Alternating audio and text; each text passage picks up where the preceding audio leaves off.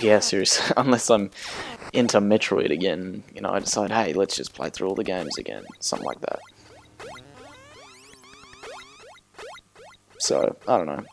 The best part about this game, well, the thing that's like, it's manageable. It's because it's not very long.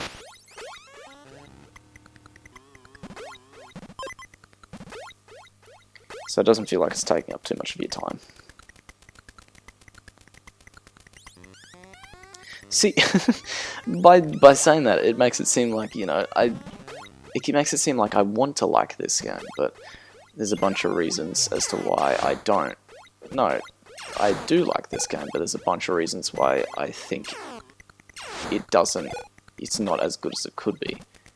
But a lot of those reasons are just because of, one, the time it was made in, because it was still structured after that classic Nintendo. Like, it's not very difficult, this game, but that classic Nintendo feeling, you know, where it's one of the early games in a series, and because that things are a lot more archaic, and just because it designs decisions which were the norm at the time, that affects the experience, which aren't always bad, but it's definitely noticeable. It wasn't really until the SNES era where that started to go away. Like, I'd say about 90... Well, in terms of first-party Nintendo and Sega games, that's when that started to go away. Where it felt like games weren't really friendly towards you. They weren't very accessible. I can't really put my... I can't really think of the word to describe it, but I'm sure you know what I mean if I describe it like that. Like, for example, here's one aspect about it, is the password system, right? Something like that, no save slots. It just doesn't feel very friendly to the player. You know, especially because passwords just never seem to work most of the time. You know, because I can still remember playing Super Castlevania 4 and, you know, oh, I got decently far, hang on, let me write down the password. Oh, it didn't work, what? Why? You know. And that's just... I'm honestly not sure, you know, I haven't looked into passwords enough. But I understand why they don't work so great. Unless it's something like Justin Bailey for the original Metroid, something like that.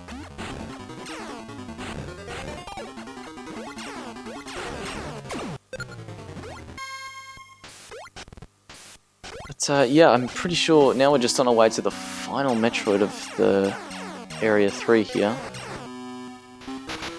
So I don't think the earthquake went off yet.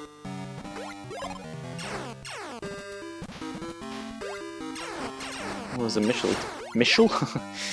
missile expansion here, so we'll take that.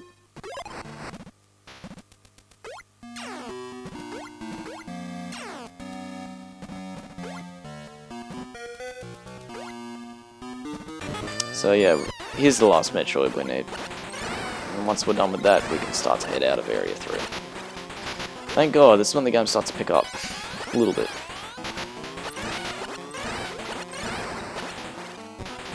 In terms of gameplay, yes. In terms of commentary, hopefully. You know, can't be too sure, but let's hope. So yeah, the third area out of 10, we're already down to 17 Metroids. And there's still another Metroid we have to get rid of. So we're not even done here yet.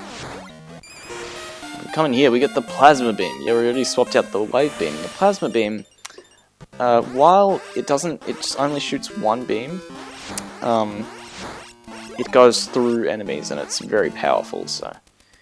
Yeah, this is actually our last beam upgrade. Can you believe that? So, yeah. But it's not the last beam that we'll hold on to. So obviously it's still like the first Metroid where beams don't stack. So... we'll have to wait and see for the next beam upgrade. Ooh. Oh, this little area here. This is, yeah, this is right. Area 3 is just such a weird amalgamation of things like that there, like the spikes. And you got this tube and you got these weird things. Area 3 is just strange.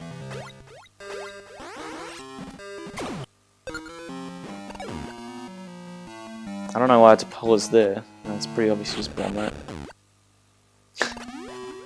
Oops. Yeah, I'm pretty sure this is the way to the last Metroid for the area, and then we're done with Area 3.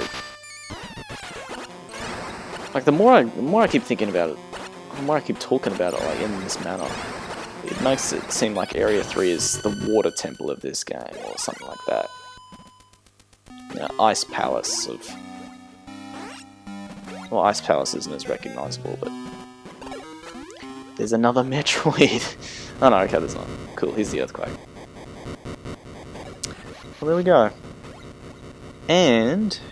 here's our 4th energy tank, and the jingle doesn't play because the earthquake's still going. And I'll be honest, I thought the game crashed there when I was recording. I remember that, and I remember thinking, oh god, no. But now, from this point on, we're pretty comfortable in dealing with something like Gamma Metroids. You know, and even when we start to fight the later Metroids, yeah, they can still be a bit of a challenge, even with 4 energy tanks. But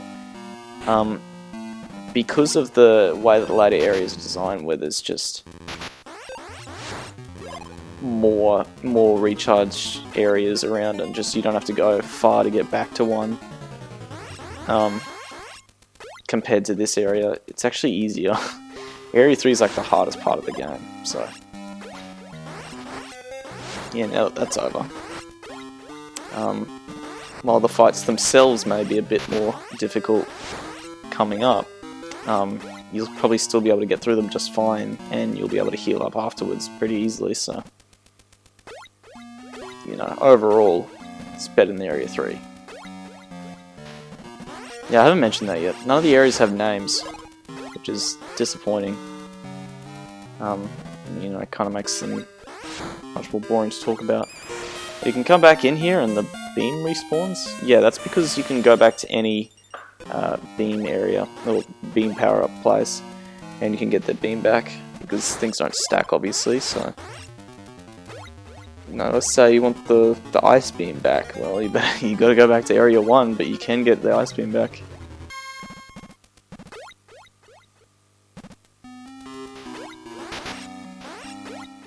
So, yeah, we're almost about to end this recording session, actually. So we're about to... That's something that I also very much appreciate about these recording sessions. There's only 2 of them. And this is the longest one at an hour and a half, which isn't... I usually record for 2 hours. So, I mean, yeah, that's better. Also, yeah, you can boost your...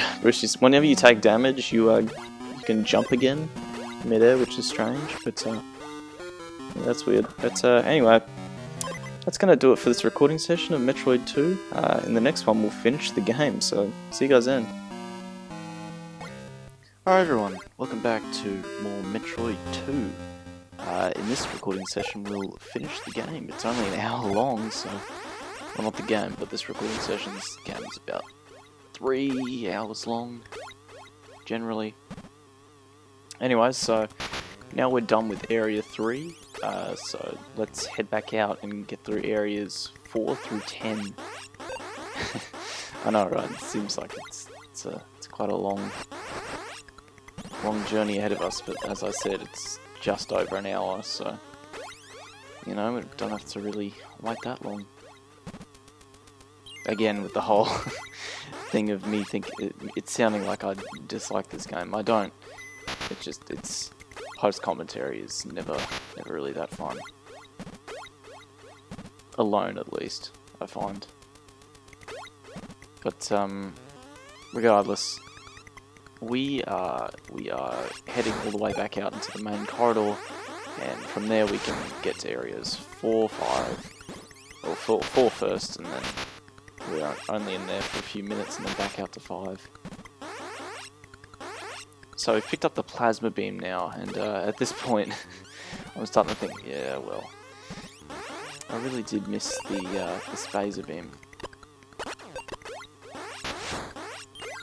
Because now, well, I mean, we had to have the wave beam to get through those guys, but, you know, with the plasma beam, we can't take those out easily. We can't take out the, those little floating critter things very easily. The thing that I was just struggling with, you know, so that's the downside of the plasma beam. Here we are, back in the main corridor. Something like this, it's pretty hard to take out without Spazer or Wave. The Ice Beam in this game, compared to the first game, is not very useful.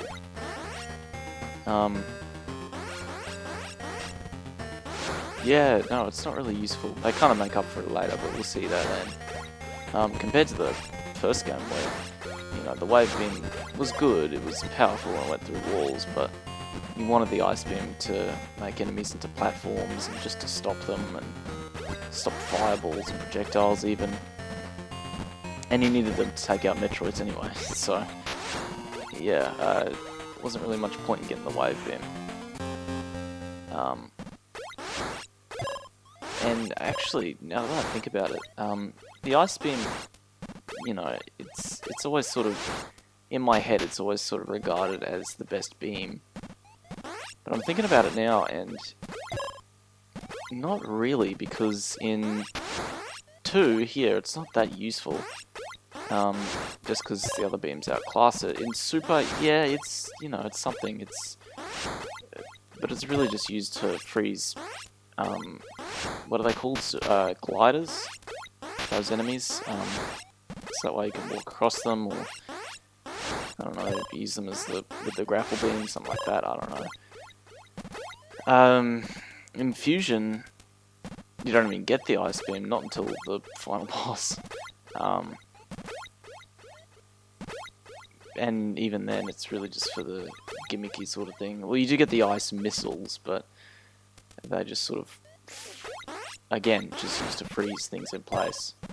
Not really for anything else. I guess you get the burst attack. We also get something like that in Super. So,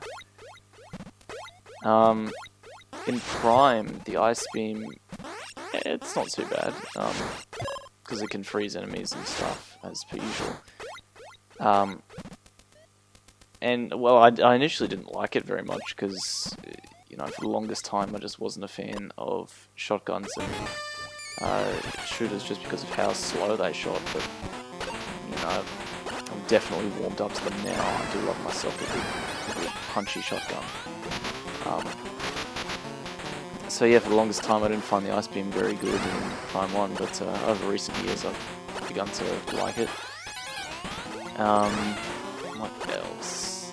In Prime 2 there's no Ice Beam, unless when you count the Dark Beam, but it works exactly the same as Prime 1's Ice Beam.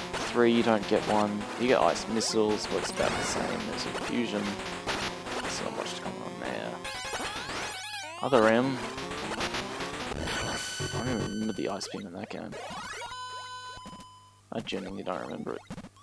That shows how useful it was. Yeah, there you go.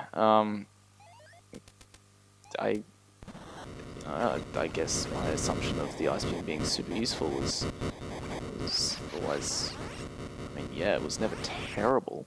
It was never great, except for the first one. Even then, it's just a necessity. If I could, I'd have the Wave Beam at all times.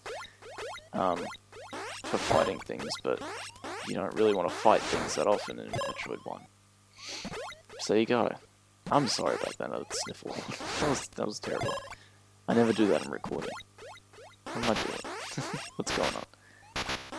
But that does it for Area 4. Yeah, just one Gamma and we're done. So let's head back out to the central area and head on to Area 5.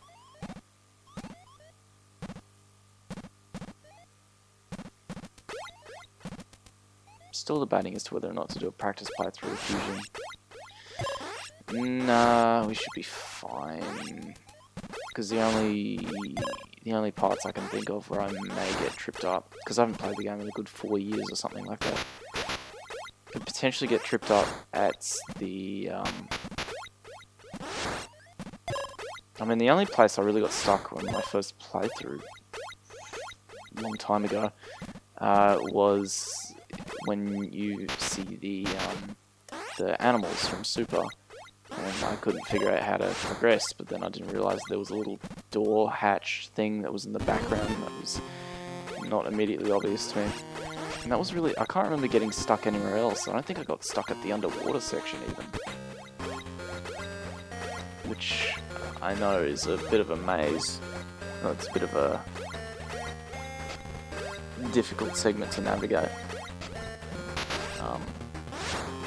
So yeah, that's the only segment that I may have some difficulty with.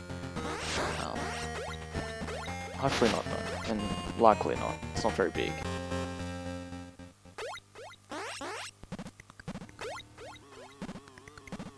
What am I doing? I've just realised I've gone back into Area 3 and I go, hell no, I'm not going back there. Haha, just kidding, I'm going back. Yeah, I think to get to Area 5, you have to go through the beginning of Area 3, so I think. That's likely the reason I'm back here.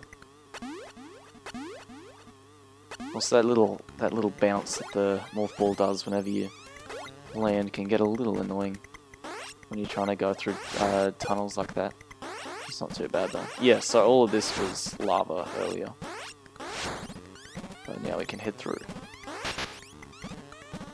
So just when you thought you were done with Area 3, no. Get back in here, you're not done.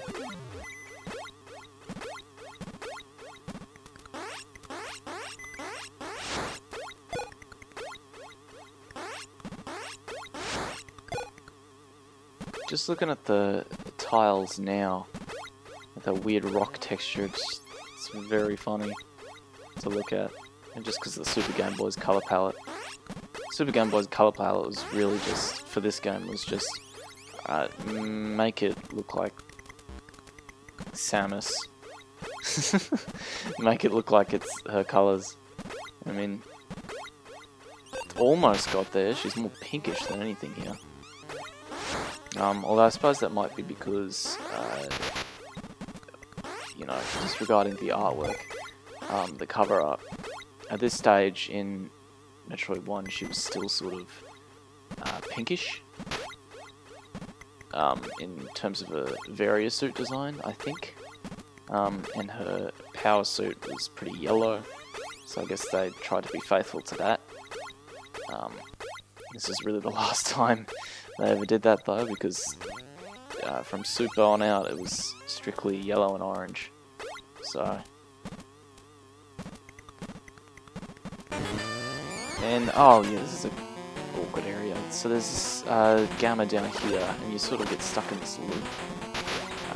Well, there's this little loop that you can go around, but because it's such an awkward space, it's a tight space, it's not exactly the best for fighting gammas. But there's a plus side, I'm pretty sure, because you see those little tunnels there. I might be misremembering, but I'm pretty sure there's one on each side, and one of them has health recharge, and the other one has missile recharge. I believe, at least. Yep. No? I guess maybe on the other side. Me talking right now is exactly what my thought process would have been. Yeah, okay, so you got a missile recharge station, but no health recharge station. I guess I checked the map there to make sure there wasn't any there, but... I mean, I'm alright in health. At the moment, so... Also, these I think this is like one of the only rooms in the game where these things appear. These little Super Mario World ghost lantern, ghost house stuff. Little platforms, disappearing platforms appear, and never again. So just space jump over them. Yeah, there isn't much point to them. The thing is with 2D Metroid as a whole is that, you know, that's a good example right there. If you don't want to deal with something like that, those disappearing platforms, you can likely, except for the first game or something like that, generally you can just you can just power through the obstacles below, or the, like say there's lava below, because you've got plenty of health to do it. And just ignore it. And, you know, if you got the space jump, which we there, you don't even have to worry about anything, you just space jump over it. Oh no, they're back. Huh, yeah, see, look at this, I can just space jump over all this. And you have to have the space jump in order to get to this point. So... well, actually, you don't have to have the space jump at this point, but you will need it going forward, so there's no reason to pass on it. It's also the space jump. You probably shouldn't pass on the space jump. Okay, here's the health. Why are they separated? I'm guessing there's a Metroid here? Yeah, okay. And it's just an alpha. So, not much to worry about here. Down it goes. So that's it for Area 5. Yeah, we're going to be powering through these areas pretty quickly from now on. Area 6? I'm pretty sure it's 6. That's the one coming up. Takes a little bit longer than these two. Because it has about 5 Metroids probably in there. Other than that, none of the areas take that long.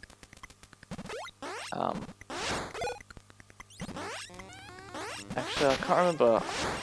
I remember thinking about talking about it, but I don't think I actually did last recording session. How for the remake of Samus Returns, they didn't name any of these areas. They were just still just called areas 1 through 10, or however many areas are in the remake. So right now we're in Area 5, but you know, can they give this area a name? Because they changed the look of it. Sort of made it distinct from other areas, I believe so. Actually, I don't really think they started doing that in Samus Returns until some of the last few areas, because all of the beginning areas sort of look pretty similar. Can't exactly remember though, so... regardless, they should have at least given all the areas names. You know? Because there's nothing more boring than, oh, you know, what's your favourite place from Super Metroid? Oh, well, you know, I'm a big fan of Lower Norfair. I love the Ridley